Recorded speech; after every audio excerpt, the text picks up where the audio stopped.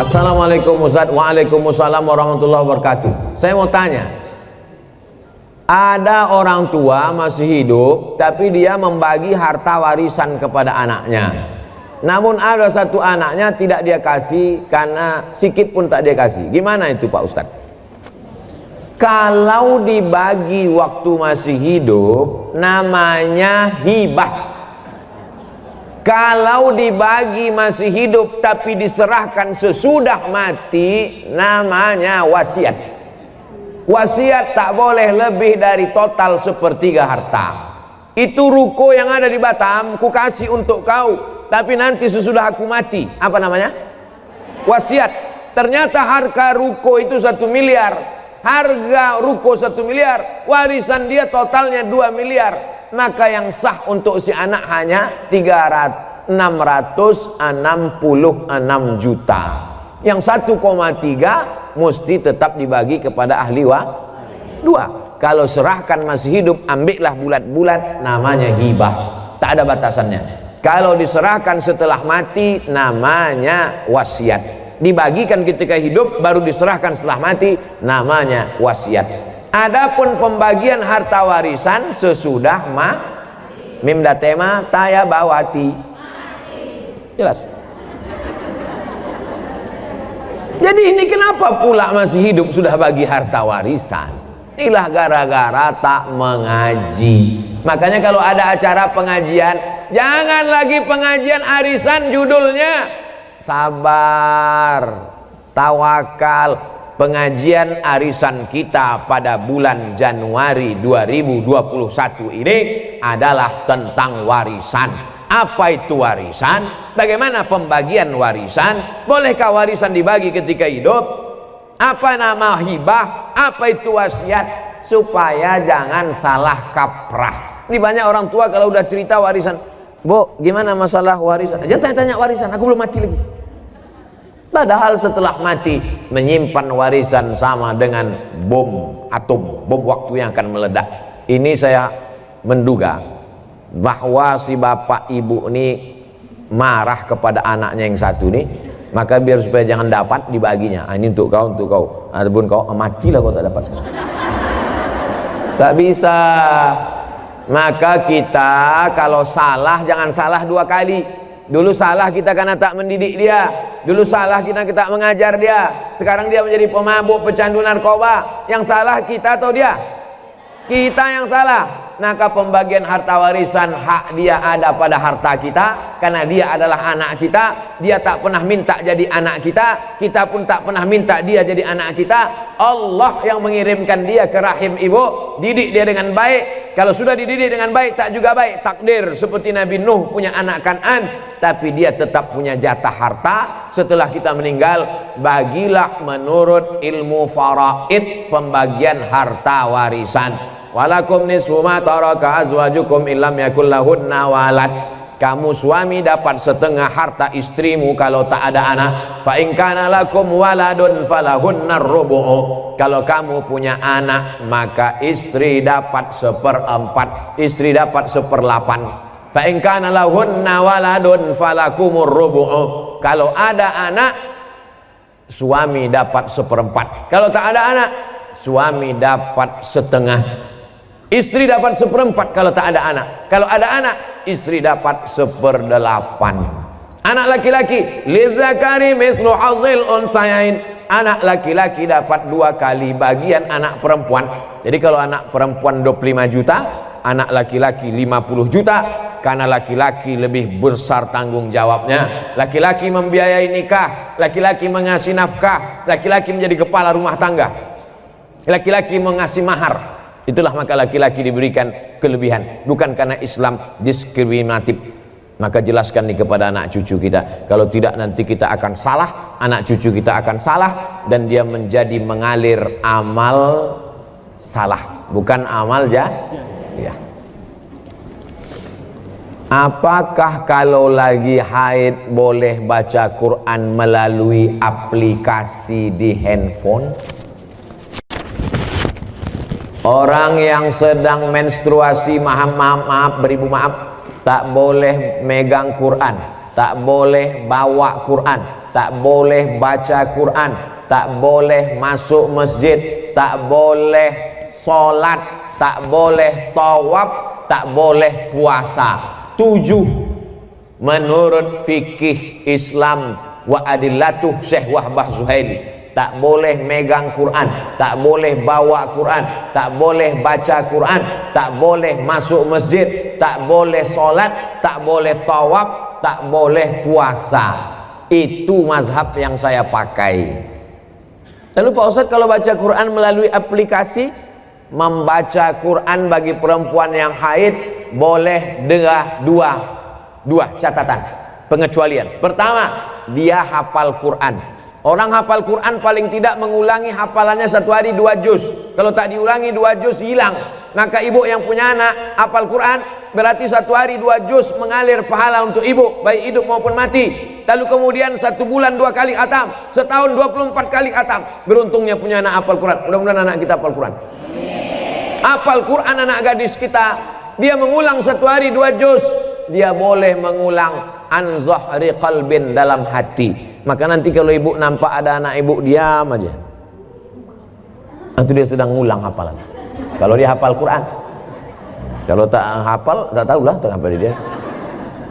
Yang kedua, guru boleh membaca walaupun sedang haid, tapi ayatnya potong-potong. Guru tahfiz di pesantren, anak-anak baca ya, innallaha la yastahi ayyab riba, potong-potong, dibacanya pangkal. Silakan baca innallaha la yastahi ayyab masalam faham.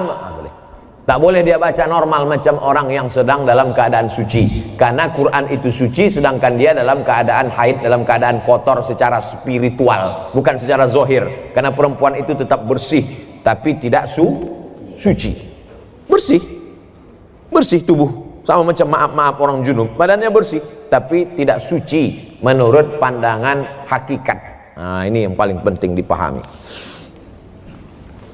Samakah pahala baca Quran melalui smartphone? Baca Quran di dinding, ada tertulis di situ dinding, masuk masjid, ya ayyuhalladzina amanu taqullaha wal tanzur nafsum ma qaddamat lighad. Baca Quran di dinding. Yang satu lagi baca Quran di handphone. Kutiba alaikumul qitalu fil qatla al-hurru bil hurri wal 'abdu bil 'abdi wal unsa bil unsa. Yang satu lagi melihat mushaf Al-Quran. Ya ayyuhalladzina amanu ista'inu bis sabri was salah. Melihat mushaf, melihat handphone, melihat dinding. Pahalanya bukan dilihat kau baca Quran dari mana, tapi yang dilihat adalah lafaz di mulut dan di hati.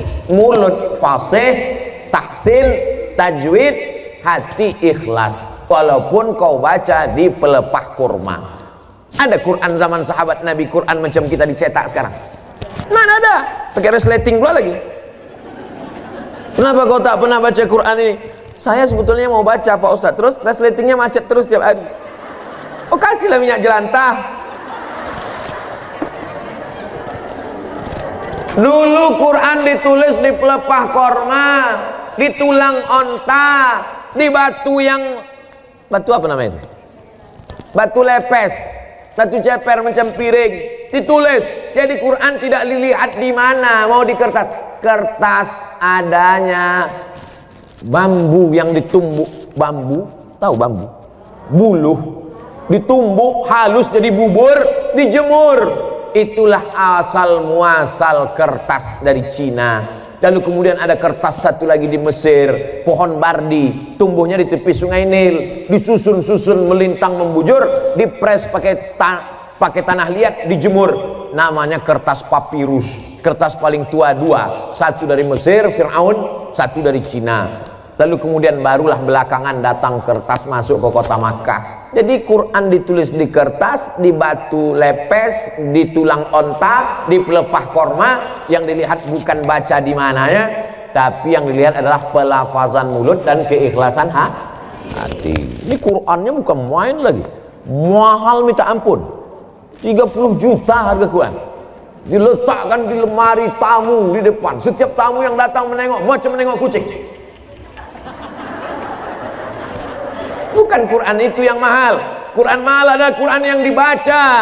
Seorang ibu mengajarkan anak-anaknya sambil masak pagi, tak ditengoknya pun Quran itu sambil masak. Bismillahirrahmanirrahim, wadduha wallaili idza saja, ma wadda'aka rabbuka wa ma qala, walal akhiratu khairul laka minal ula. Sambal belacan ditengoknya. Tapi Quran yang ibu ajarkan ke anak ibu itu, itulah yang dibawanya sholat. Usahakan ibu yang membacakan Al-Fatihah ke anak ibu, supaya apa? 17 kali sehari pahalanya mengalir ke ibu. Ibu yang membacakan Fatihah ke dia. Yang belum membacakan, balik dari sini nanti bacakan. Yang balik sekarang, nanti habis ke acara ini. Nak, baca Fatihah nak. Bismillahirrahmanirrahim. Itu hanya kurang halus sedikit. Bismillahirrahmanirrahim. Alhamdulillahi rabbil alamin. Rohnya kurang tebal sedikit, luruskan bacaannya. Kapan kelingking ibu masuk ke celah kakinya saat mengajarkan dia berwudu, masuk air ke celah kaki? Kapan ujung jari ibu masuk ke celah telinganya saat mengajarkan berwudu? Kapan mulut ibu mengajarkan? Kapan tapak tangan ibu memegang pundaknya? Rata pundakmu nak. Jangan kepala kau macam menengok kuda jantan, menengok kuda betina. Jangan kepala kau ni menunduk macam menengok rumput. Rata nak. Kelak kita semua inilah yang akan dia kenang. Al-madrasatul ula. Ibu adalah sekolahnya yang pertama. Alhamdulillah ibu amalkan, pahalanya mengalir ke ibu, mengalir pula ke saya. Tapi pahala ibu tak berkurang. Ibu tetap dapat 100, saya 120.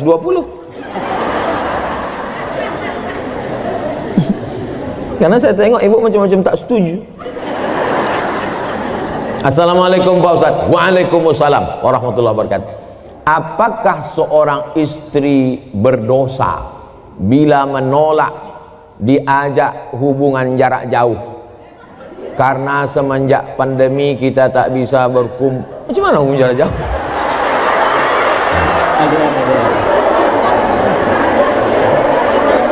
LDR. Apa arti LDR itu? Long distance relationship. Wah, macam ABG pula Ustaz.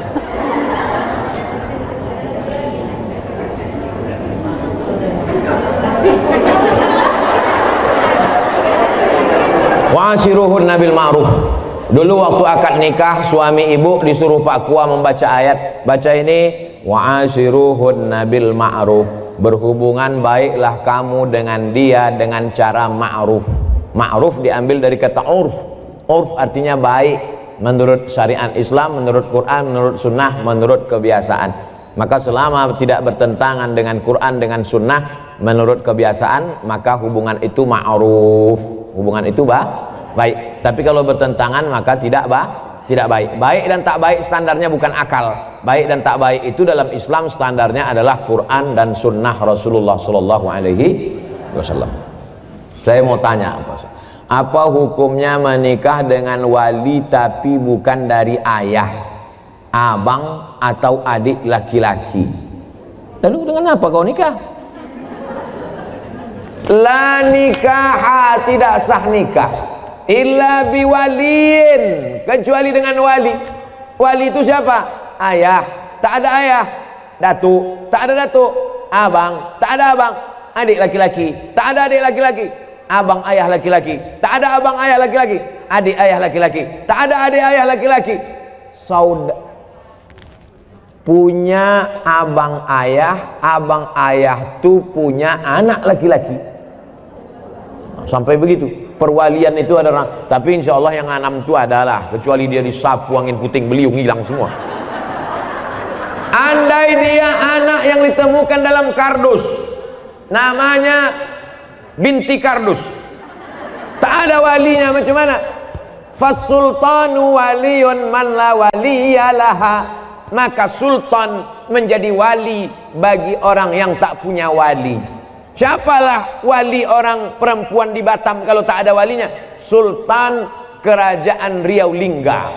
Sultan Kerajaan Riau Lingga sudah menyerahkan kekuasaan kepada Presiden Soekarno. Lalu Presiden Soekarno membuat satu departemen untuk agama, namanya Kementerian Agama. Maka Kementerian Agama lah yang menerima Sultan. Lalu Menteri Agama tak sanggup turun ke Kemenak Kanwil Provinsi, Kemenak Kanwil Provinsi turun ke kota, kota turun ke kecamatan. Itulah maka kepala kantor urusan agama tak ada perempuan. Ada kepala KUA perempuan. Kenapa? Karena KUA akan menjadi wali bagi perempuan yang tak punya. Nah, ini ke depan nanti bisa jadi kepala KUA perempuan, dia tak ngerti sejarahnya. Karena KUA akan menjadi wali bagi perempuan yang tak punya wali. Fasultanu waliyun man la waliyalaha. Memang satu sisi Pak KUA itu sebagai pegawai pencatat pernikahan, tapi ada dalam beberapa kasus dia bisa nanti menjadi wali pada saat perempuan itu tidak ada wali. Kalau sudah terjadi macam mana Pak Ustadz? Diulang akad nikah. Balik anak gadis kita membawa lakinya, hilang seminggu, pulang-pulang berbadan dua. Balik dia ke rumah, mak ini lakiku katanya. Kapan kau nikah? Aku pergi nikah kemarin. Wali kau siapa? Udah ku beli wali katanya. Enak aja sekarang, lu tak belajar, jahil. Jangan karena takut kepada orang, diulang akad nikahnya balik, cari walinya yang 6 tadi, lalu diulang. Aku nikahkan engkau dengan anakku dengan mahar, aku nikahkan engkau dengan cucuku dengan mahar, ku nikahkan engkau dengan adikku, ku nikahkan dengan keponakanku dengan mahar sebentuk cincin emas tunai. Sah. Diulang balik. Lalu perbuatan dia dari mulai dia nikah tak jelas ke nikah yang jelas ini zina. Nah,